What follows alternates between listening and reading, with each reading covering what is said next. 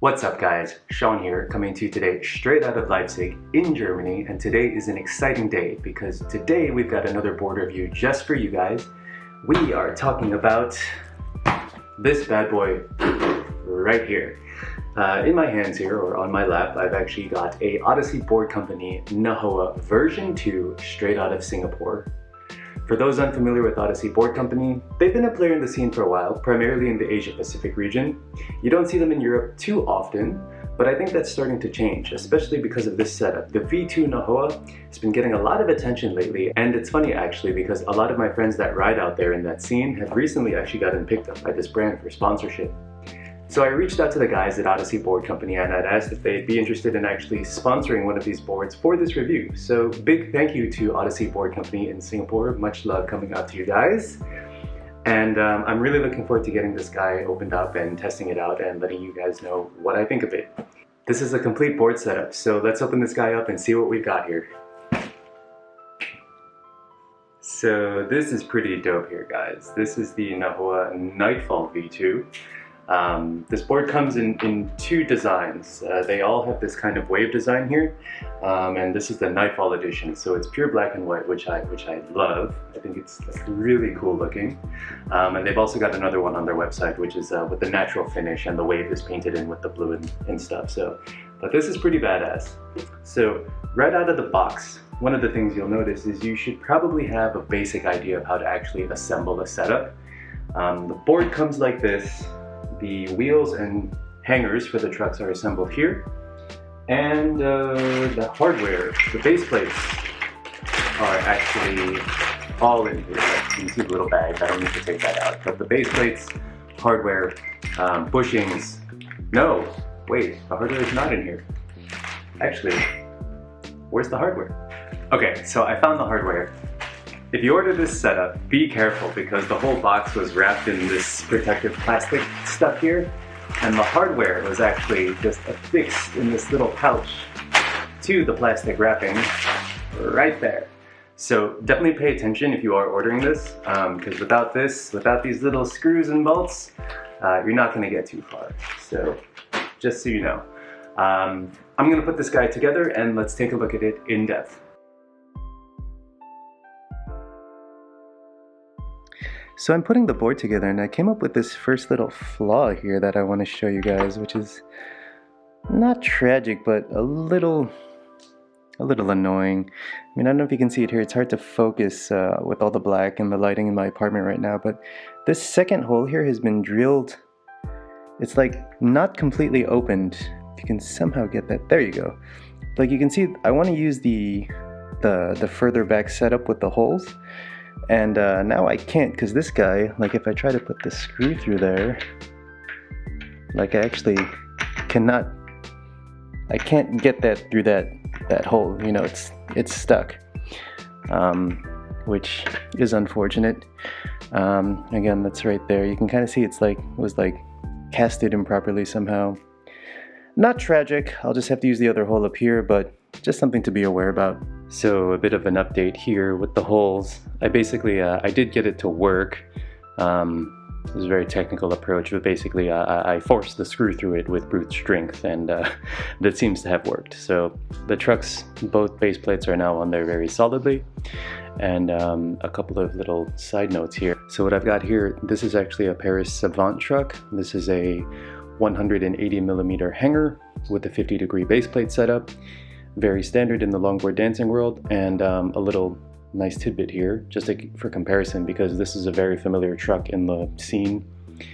With the Odyssey, we have actually, kind of unique, but we have an interchangeable hanger here, which means depending how you set it up, if you see the numbers here, you can actually get a 43-degree base plate, or if you flip it, you're then going to get a 52-degree base plate, which is closer to the standard, which is what I'm going to use. I'm going to go with the 52 side setup. This is also a 10-inch hanger, which for those of you in the metric world, that's roughly about 254 millimeters. So you can see next to the Savant, it is significantly longer. Maybe there's a better angle, filming myself. You know, that should result in a pretty predictable carve, nice longer carve, a lot of control in the carve. I've never ridden a truck this long before, so I'm curious to see how that feels. But let's get the rest of the board set up and see what we've got. Alright guys, so here we are with the fully assembled Nahoa V2 Nightfall edition from Odyssey Boards out of Singapore. If you guys were watching, I did run into a little bit of an issue with the holes on the base plate of the trucks. That was solved with a little bit of brute force, so it was really no big issue. I just had to kind of hit the screw a bit and it got through on the mold. So the trucks are on there exactly how and where I want them. They're secure, no worries. So I gotta say, I am in love with the murdered out black kind of aesthetic of this board. I mean, everything, the bushings, the hardware, the bearings, it's just pure black on white with the accents of the natural wood coming through here. So props to Odyssey Boards for aesthetic appeal. The thing, it feels solid. Of course, this is going to be a totally different story once I'm riding it. I'm not going to go through all the specs on the board because, I mean, who wants to listen to a bunch of numbers, and you can find that very easily on the website. But a couple of notable things that I do really like about the brand and the board itself. I did read up on their website, so this design, I'm very much in tune with the ocean, and it's also a pretty important part of the planet for me. But this design, not only are they a Singaporean brand, this was also designed by a Singaporean artist by the name of Tobiato. So that's pretty cool. I like when local brands and talent collaborate. And another cool thing about the brand, for every one of these boards that they sell, they will actually plant 3 trees as part of their brand initiative. So as someone who cares about the planet, herbivore, vegan, yeah, for the planet, I think that's cool. So, you know, if you do end up deciding to pick up one of these, you're also helping out a couple of good causes in the local art scene as well as the planet. So props there. Again, some notable facts about the board. This is a 42-inch board. For those of us in the metric system, that is 106 centimeters. So this is a shorter complete setup and is likely going to be geared more towards freestyle. You know, in my review or in my guide for what makes a good longboard dancing setup, I do say that 110 is the minimum, but these are all just guidelines. I mean, you can dance and you can do a freestyle on anything. So I'm curious to see how this stacks up. The Luca board I'm currently riding as my main setup is a 120 centimeter board. So with this, I will have 14 centimeters less, which will make a big difference in my riding style. So I'm curious to see how that goes. Other than that, guys, I mean, pretty standard things here. We already talked about the trucks being a bit longer than normal. Curious to see how that translates to on the ride. But otherwise, I'm looking forward to get out there, trying this thing, doing a bit of dancing, doing a bit of freestyle, and I'll let you know how it feels. So let's get started.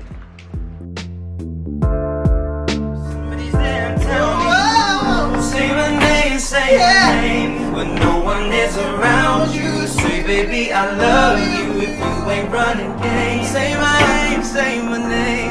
You acting kinda shady, ain't calling me baby. Say my name when no one is around you. Say, baby, I love you if you ain't running game. Say my name. You acting kinda shady, ain't calling me baby. Look, I know girls love Beyonce. Girls love to mess with your conscience. Girls say when fellas go missing. And shawty, you ain't no different. These days it's hard to be women.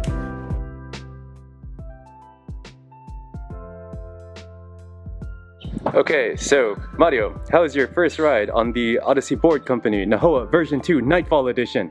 So I was surprised that it felt kind of comfortable to dance because it's a lot shorter than I'm normally used to, but it felt good. I didn't feel that I'm like running out of space.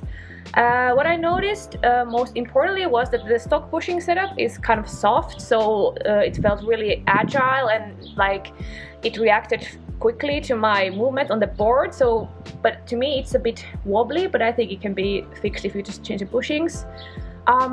Otherwise, yeah, I think it's like a agile setup.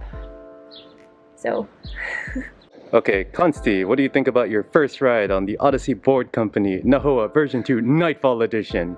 So since I'm a real heavy rider, it might be not too suitable. Like, I feel it's really flexy under myself. And I'm kind of afraid to break it trying bigger tricks. But after all, I really like the pop. So like freestyle wise, the pop is massive for like no complies and no comply big spin and all other freestyle tricks. It's a really good board. The stock bushings, I agree with Mario. Like for me as a heavy rider, they're way too flexible. I might need to change them and try it out with like a different setup. But the board itself is really, really solid. And I'd say a good choice for a beginner board. Alrighty guys, so let's get into final judgment here. What do I think about the Odyssey Board Company Nahoa version 2 Nightfall edition? Let's jump right in. And some things that myself and the crew really like about the board is one, the design. We're all really a big fan of the clean lines on the board, the shape, and just the artwork on it. It's a beautiful board to just hold, and the quality of the board actually mirrors that. It feels like really good wood. The build of the board feels really first quality, I gotta say. I was really impressed with just the look, the feel, the overall quality of the board is really, really good. One thing everyone here could unanimously agree on is that the pop of the board is just so much fun and so gnarly. It's a nice light deck, and the kicks on that thing, it doesn't take a lot of energy to get it up into the air, so we really had a lot of fun with that. Things that we also noticed with the board is that it is a flexi board. I would say this is best geared for a rider that's somewhere between 50 and 75 kilograms for weight. That's going to give you a nice amount of flex on the board that you can use to really get into your carves. It's nice to absorb some of that shock too when you're landing bigger tricks if you're into that. But yeah, I would say 50 to 75 kilograms is kind of the sweet spot for the amount of flex this board can offer. Tying onto that, we did also generally find that the bushings are very, very soft. This is also going to be largely dependent on weights, style of riding, and how loose you ride them, but we had 3 different people try the setup, and all of us really, no matter what we did with the actual truck tightness themselves, we all felt that this was just, the bushings were just a little bit too soft for us. The trucks and the wheels I find generally quite average. They rode well. There was nothing necessarily bad about them, but I think that as anyone progresses in their longboarding journey, you're going to eventually want to upgrade the wheels in trucks to something a bit more refined. So what are my actual final thoughts on this board, and is it something that I would recommend? It's a hard question to answer because there are some logistical concerns involved here. Mainly being, where are you in the world and what are you doing with your style of longboarding? If you are based in the Asia Pacific region and you're a beginner longboarder, I can fully say that this board, this complete setup as it's sold directly from Odyssey Board Company, is a good bet. You're going to get a really solid deck that's going to be fun to ride, and you're going to be able to learn on it, and you're going to be able to do a lot of things. The trucks and the wheels are great for starting off, and you're going to be in a really good spot considering the price.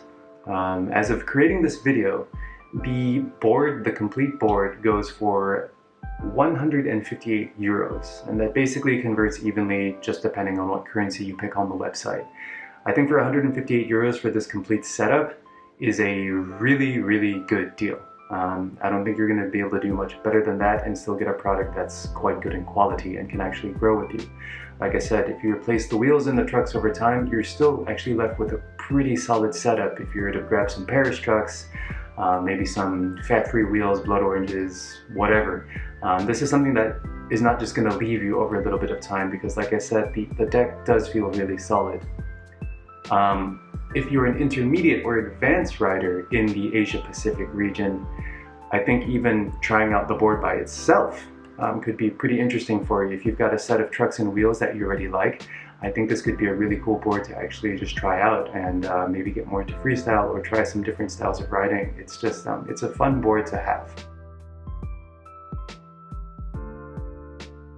So those are the situations where I can really recommend the board wholeheartedly. Where it gets a bit difficult is once you leave the Asia Pacific region, because then there's a lot of things that are coming into play which make it a bit of a toss-up really. For example, coming back to the European example because I'm based in Germany, the complete setup is 158 euros. The shipping cost on that, when I inputted my address in central Germany on the Odyssey website, is an additional 84 euros. But one thing that also did come into play is for the EU, and I'm guessing this is similar for many countries, I actually had to pay the VAT cost on top of that to get the board delivered, which was an extra 20 euros. So if we're looking at total cost now, we've got 158 euros for the setup. We've got 84 euros for the shipping from Singapore to Germany. We've got 20 euros for customs. This puts us at a total of 262 euros.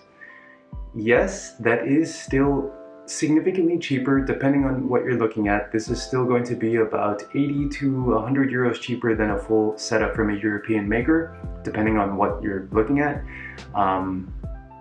But at that point in time, you're spending a lot of money actually just on customs and shipping. I mean, 100 euros of that cost is just going kind of to shipping companies and to tax people, and who wants to pay random taxes on stuff. So it becomes difficult for me to recommend the board 100% to a person in the European Union, or like I said, outside of the Asia Pacific region, because at that point, investing a little bit more money, you can really get then, like you could get a Bastel or like a Luga longboards or a Crown deck, and you can get a decent set of trucks and wheels on there, and something that's really just gonna stick with you. It won't need any upgrading over time, unless you break it, which if you're riding hard, some of us do that more often than not.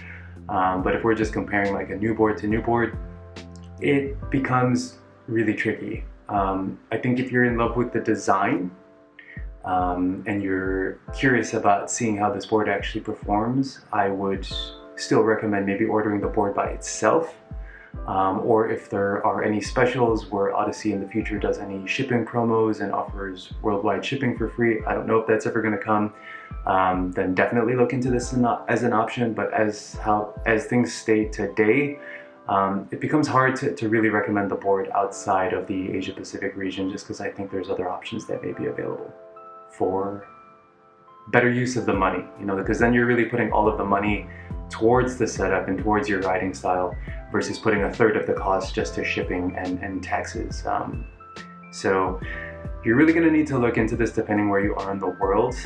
Perhaps the shipping and tax situation is going to be different for other countries. I'd imagine it is. I'm not a shipping and tax expert, but like I said, for Germany, the total cost to get this from Singapore to Germany is roughly about 262 euros. So this is probably going to be pretty similar for the rest of the EU, I'd imagine. For the United States, no idea. For other regions of the world, you're going to have to do your research. But yeah, to sum it up, high quality board, best geared for riders between 50 and 75 kilograms. It's a shorter deck, still favors freestyle. And yeah, like I said, if you're in that region of the world and you can get your hands on one of these, I would recommend it. Beyond that, you've got to do a little bit of math work to see what makes the most sense for you. So if you've got any questions, hit me up in the comments and I'd be happy to take care of any of those. But yeah, guys, really fun doing this review and hope to see you guys around soon. Ciao.